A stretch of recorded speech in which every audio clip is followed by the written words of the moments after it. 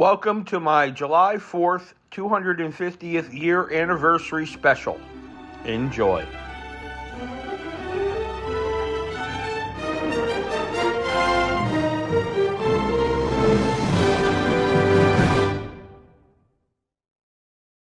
Industry, economy, and honesty make them valuable. Hello, happy Friday night. All right, tonight's video is going to start once again with one of these. I think we have to go over the history to set up the video. So I'm going to introduce clips along the way. Tonight is going to have historical clips, historical pictures, and my live pictures as I'm walking around explaining things. I'm going to take you on a little history tour, but for this first segment, we're going to dial it up. Dial it back, We're going to dial it back. Here is footage to set the premise for the video.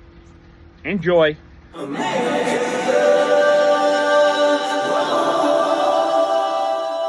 U.S. saw its 26th UNESCO World Heritage Site declared this past summer. It was in Bethlehem, Pennsylvania, where a historic settlement of the Moravian Church, along with 3 other such settlements in Germany, Denmark, and Northern Ireland, were collectively named a World Heritage Site this year. Digital video producer Tim McPhillips went to Bethlehem to see what made this Moravian settlement so unique. This holiday season in Bethlehem, Pennsylvania looks like it does every year. A Christmas tree stands by City Hall with a nativity scene at its base. Twinkling lights adorn the city's main street.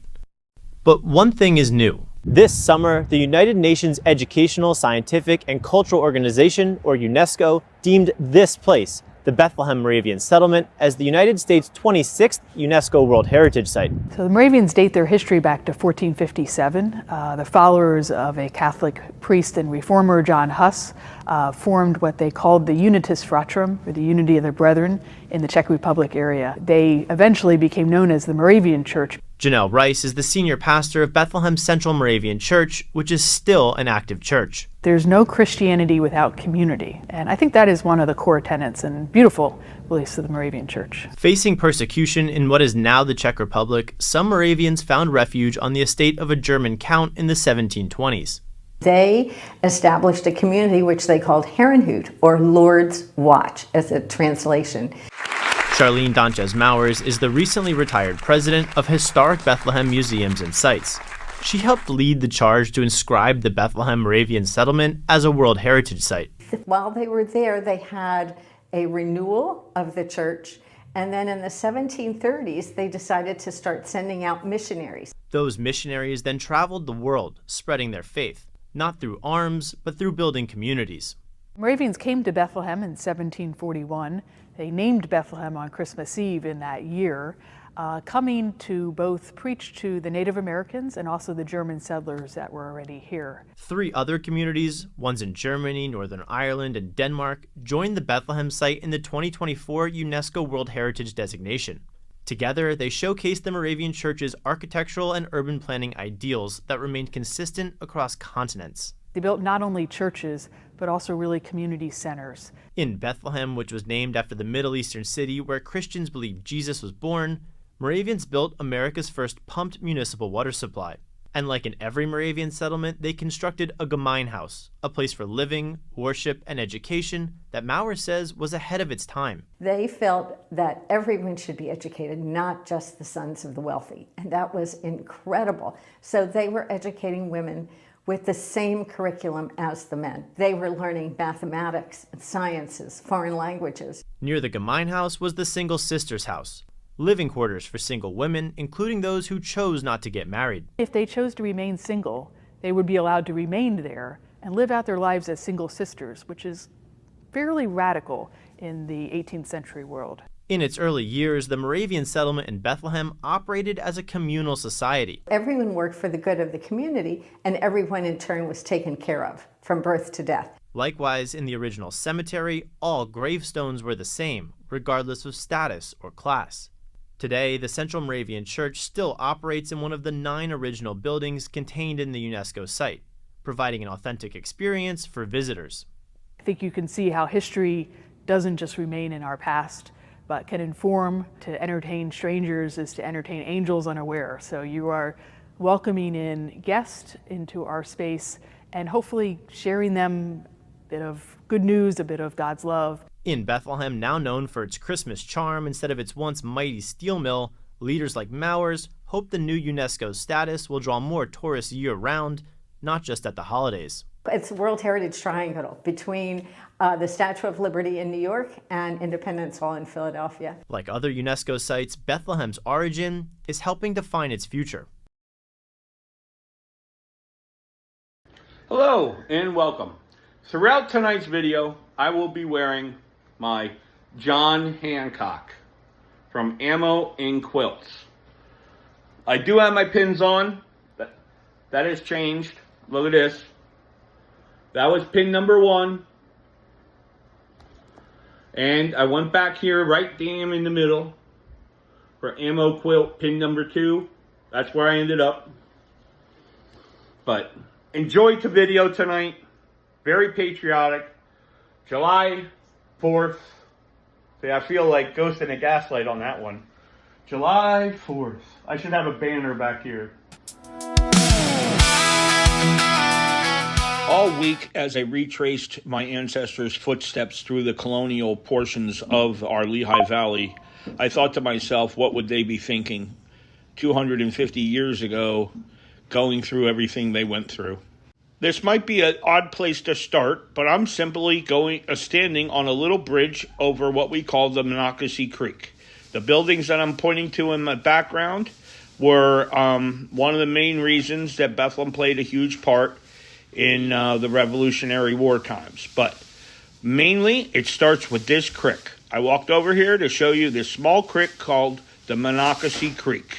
Now, could you imagine coming to this country for the first time, eventually selecting Pennsylvania as a place that you're going to rebuild your community and continue your faith? And, they came here very industrious people. And I'll probably go into more of that later in the video. But we're going to make our way over to one of the first buildings that was quintessential in our success as an early community and brought us to a place of relevance as far as the American Revolution. So it all started with water, a creek. How do these people in 1745 figure out how to get water from a creek pumped up to the settlement on top of the hill? Very industrious. Franklin was right. Unfortunately, this building did not stand the test of time, but our first stop is the Dye House, where I just stopped to point out to you, based on this week's Sturkowski release, and they talked a lot about the Japanese denim and the way they dye it. We were doing the exact same things here in the 1750s. Right next to the Dye House was the pumping station. Now, this played a crucial role. Inside this, you're going to see real-life footage of the wheel that still is in working condition. And like the opening video showed, this whole part of the Colonial Quarter is currently being rehabbed. This is broadly considered one of the first engineering feats in North America. Are we ready to go inside? Uh-oh. But don't worry, I have an idea. Thanks to the Historical Society, I have a little bit of footage from inside. Yes, the wheel still works. You can see it spinning. And this wheel had enough power to get water raised 90 feet up to our community of Bethlehem up on top of the hill. And this was done all the way back in the mid-1700s. Now, as the video stated, we were a communal society, so single men and single women lived in their own homes. You only got homes once you got married, and you got married once you perfected your trade, okay, your trade. And then you were matched with a wife that would help your business. She was educated in the arts of bookkeeping and whatnot to run a business. That's how all the arrangements started in Bethlehem. This plaque talks about the role as the Continental Hospital for George Washington's troops. So this was the single man's home for single men, but during the American Revolution, it served as the Continental Hospital for George Washington's troops. According to the history books, at one time they had over 700 injured soldiers in this building. I think they're on record of having about 500 soldiers die, and I will show you their grave, which was the first unmarked grave in American history. There is a translation in German above the door, and that is a better picture of the overall building. You could obviously tell the old portion from the new portion. Bethlehem has been lauded by national media outlets across the country. In 2026, CNN named the Lehigh Valley as one of America's best towns to visit. Additionally, Travel and Leisure magazine named Bethlehem one of the best places to visit on the 4th of July. Bethlehem's Main Street was named number one in the country for the second year in a row by USA Today. But we're standing right at the base of Main Street, and we're going to go up, and we're going to continue to make another stop, and I'm going to show you a couple things along the way. So let's go. As it says in one of my family's journals, we scribe so we remember. First stop is the Moravian bookstore, which is the oldest bookstore in all of America, established in 1745. And here is a look on the whole block, very colonial. Now, across the street from the Moravian bookstore is Hotel Bethlehem. It has been ranked number one hotel in America for the last 2 years in a row. Tremendous place to stay when you're coming in town to visit. USA Today has named us the top Main Street, also 2 years in a row. So this is just a quick jump up my Main Street, going store to store, walking my way up to my fourth stop. As I continue up Main Street, I'm just taking in the little shops along the way. And I'm at the Sun Inn. The Sun Inn is another crucial part of American Revolution history. As you can see, it's made out of stone. We were Germans, and we were doing two things at the time: making stuff and inventing stuff. One of the things that we brought with us was brewing whiskey and beer. Yes, we became noted in Philadelphia for our beer, and we used to sell it all the way down to them. But we're going to go inside the Sun Inn, and I'm going to show you around a place where 5 U.S. presidents have stayed. See, I have to fix everything. It's just how I am. Okay, the Sun Inn. It opened in 1760. It's a 66 by 40 foot or a 20 by 12 meter, 2-story stone building. In 1826, a third floor was added, but you could see not much has changed. Our first room, this is the guest quarters, or the guest parlor, also known as the Gaststube. This would welcome the guests of the inn as they waited for their room or for a coach later in the day. You can see it's still furnished as it was in the colonial period. The next room was the innkeeper's quarters. His whole family would stay here. Now it's been turned into a showcase room for the distillery that operates out of the Sun Inn. Just to think, I'm standing in the same rooms 5 U.S. presidents have been in. Some of the most notable names, of course, are George and Martha Washington, Benjamin Franklin, John Adams, Samuel Adams, Ethan Allen, Alexander Hamilton, Henry Lawrence, Richard Lee, and Marquis de Lafayette. Here you can see a replica of a traditional colonial hearth in the colonial kitchen room. Many well-known dignitaries, especially from New York City and Philadelphia and destinations beyond, would stay in this room. This was Martha Washington's private room. This was her suite, located at the Sun Inn. The inn became the first place in North America to have private rooms for their guests. This living quarters offers 2 bedrooms off to the side from the main room, as you could see, with the traditional German beds that were made locally here in Bethlehem at the time.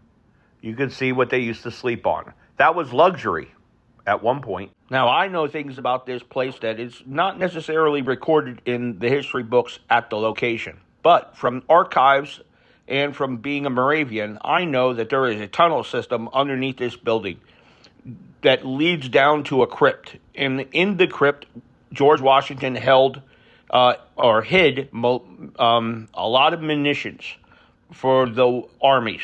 So before the war started happening, we were building up munitions. And most of the munitions were being stored in the crypts underneath our city. We had tunnel systems very early on. That also came back in Prohibition, by the way. We used those, especially to hide from federal authorities. The final stop in Bethlehem is the tomb of the unknown soldier. Now, many people point to an unknown soldier grave in the Civil War, or you all know the one in Arlington in Washington, D.C. But you probably didn't know this is the first one from the Continental Army. Over 500 soldiers that were lost due to illness from the Bethlehem hospitals were buried on a hillside across the river from that Monocacy Creek I showed you earlier.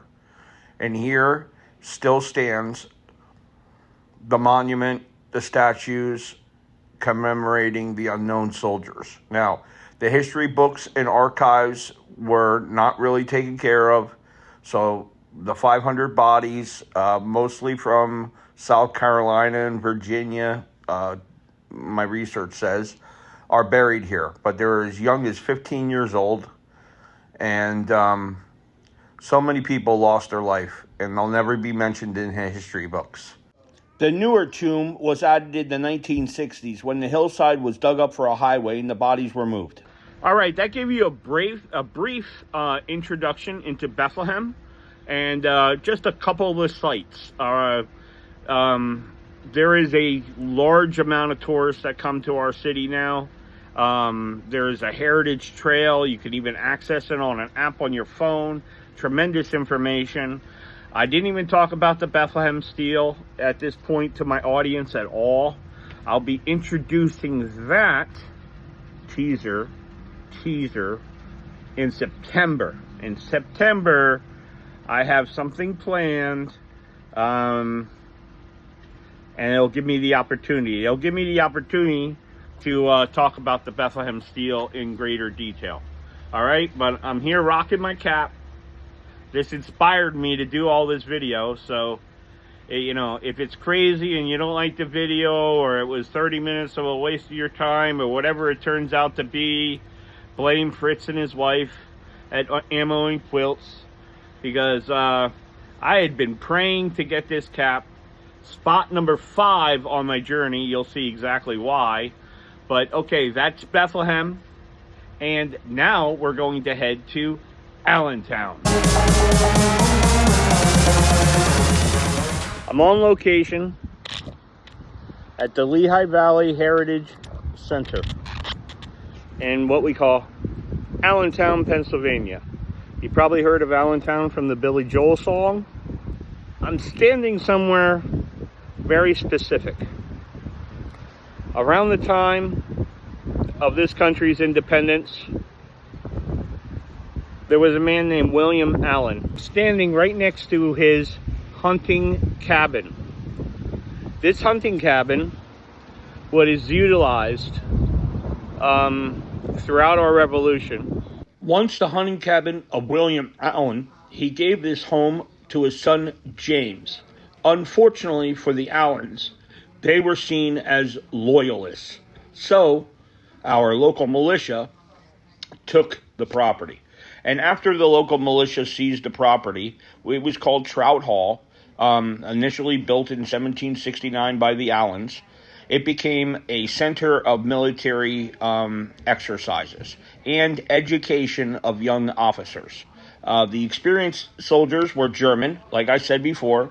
They helped write the manual for George Washington troops, the one that was used at Valley Forge, and it's, according to my last research, it's on file at West Point, but somebody can double check that for me. The militia took the house from the Allens. His loyalist sympathies cost him a lot in his life. But it was taken over by the military. It was used as an education center for Washington's troops The Hessians were jailed down by the creek. We're just up the hill from another creek. And that's where prisoners were kept after the Battle of Brandywine and Trenton. If they were German, they came here. And the German militia units of Northampton County watched over them. After 250 years we stand, guardians of the sacred land. Through blood and sweat, through loss and pain, we hold the line again, again. For every life, for liberty, for those who gave their all to be. Raise that flag and make it known, America, we still stand strong. And the final segment brings you a special look inside a very prominent place listed on the historical database. You might be surprised to find out that Allentown was the home of the Liberty Bell from September of 1777 to June of 1778. Then known only as the State House Bell, it was one of 11 bells taken from Philadelphia and kept it from falling into the British hands during the Revolutionary War.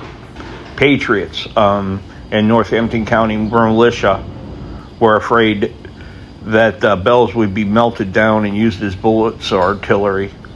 They traveled by horse and wagon from Philadelphia to Quakertown and then to Bethlehem, and then finally bringing it here to Zion's Reformed Church in Allentown and hid them under the floorboards in the basement of the building. Here are the plaques honoring those people. You're stepping inside the Liberty Bell Museum. All right, I have to keep it down in here, but it's right over there. Let's go look at it. 200 soldiers snuck the bells out of Philadelphia, and it was guarded here by the German militia.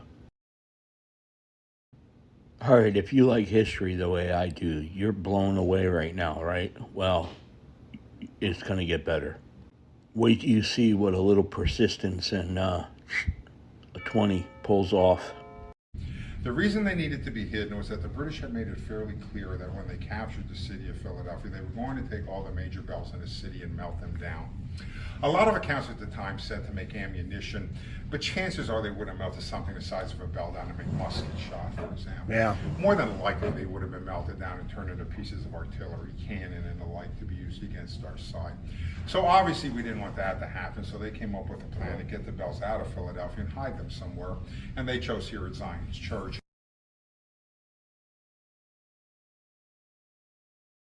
A lot of people are surprised to find out that there were actually 11 bells brought and hidden here. They assume from the name that the one bell was brought here, they don't know about the 10 others. So all the major bells in the city at the time were brought here. There were 2 bells in the State House, what we call Independence Hall today. Back then, the State House of the Pennsylvania Colony. One of those 2 bells eventually became the Liberty Bell. There were 7 bells in Christ Church, and there were 2 bells in St. Peter's Church. So all 11 bells were brought hidden here.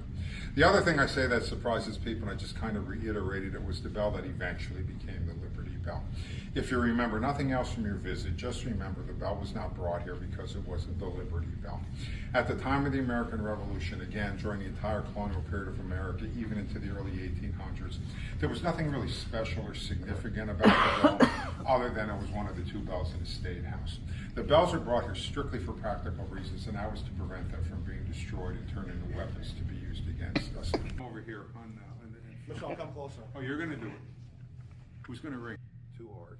Just smooth and slow. Just barely touch it. It'll ring. That's it. A bit more. A little bit more. Okay, so I'm sure your ears are ringing. Anyways, look at this mural. And so they brought 11 bells here. They hid them under the floorboards of this church. It was built by the Ross of Allentown. And, I mean, just think about that. And how did you like hearing that damn bell? Pretty cool stuff, right? I told you I'm going to show you things that other people don't show you. From caps to history, whatever inspires me, really. I just want to do things that inspire me. Check this out. This is just amazing. Like, this is right up my alley. And had a great time. Okay, how do you possibly top that? I'm going outside. Now, this is a site of significance for not one but 2 reasons. right here on January 8th of 1776, one of the ancestors of my mom's side of the family read the Declaration of Independence 4 days after July 4th. July 8th, 1776, he stood in front of the people of Lehigh County in Pennsylvania, and Peter Rhodes Roth read the Declaration of Independence for one of the first times in the nation. The very first time was in Easton, Pennsylvania. That's Northampton County. But can you imagine that? I'm standing here in my John Hancock ammo and quilts hat, retracing an ancestor's footsteps from 250 years ago. And right over here is the bell. That's how I'm going to leave you, with the inscription on the bell itself. This bell is not just a bell. The bell is a symbol of a sacred promise. A promise that we made for freedom, liberty, and justice for all. In the land of the free, where dreams take flight. This is my closing thoughts, and I'm doing this in one take, so I'm going to try to do my best. We started out by showing you a graphic talking about Ben Franklin's comments about the Moravian. Very industrious, quiet, and valuable people. And they, in fact, were. They came here with a higher level of intelligence, I would say well-educated out of Europe. Some of the largest and most predominant religious leaders in Europe at the time, including the Bishop of Berlin, were brought here. The idea of peace through strength is not a new idea. It's always been the idea. But as I'm wrapping up today's video, I think I gave you a good insight into the Moravian culture. We put a lot of emphasis on education. Everything started with education. I think a solid education is one of the keys to life. The Moravians brought you the public school system with a man named George Wolfe. The other things I said were very industrious and engineering and inventing and things like that. I think this country, to a large extent, have Moravians to thank for oil, tobacco, beer. And if you think about those three things and what they mean to the American economy. But here, this prestigious building was Moravian University. This is the first university in the country that ever educated women, but just tremendous education. Lehigh is up on the hill in South Bethlehem. Lafayette is up on the hill in Easton, Pennsylvania. Moravian here has a very special place in American history. Bethlehem, Pennsylvania. If you have a chance to visit, hopefully you give it a try. It is Christmas City, USA, living here. I'm signing out. I'll see you next Friday, and I have 2 caps to show you, and here's the teaser for next week. It's a company, world-renowned, one of the best in the business, and it was established in 1906. So keep that in mind. Next week, we're going back to Europe to a company that was established in 1906. Have a great 4th of July, and you know, just remember, one of my founding principles is our work is what we leave behind. And I think that's why I embrace the American cap makers so much. Signing out. Happy July 4th. And as always, remember to be good to yourself. And as we say, follow the light. It will lead your way.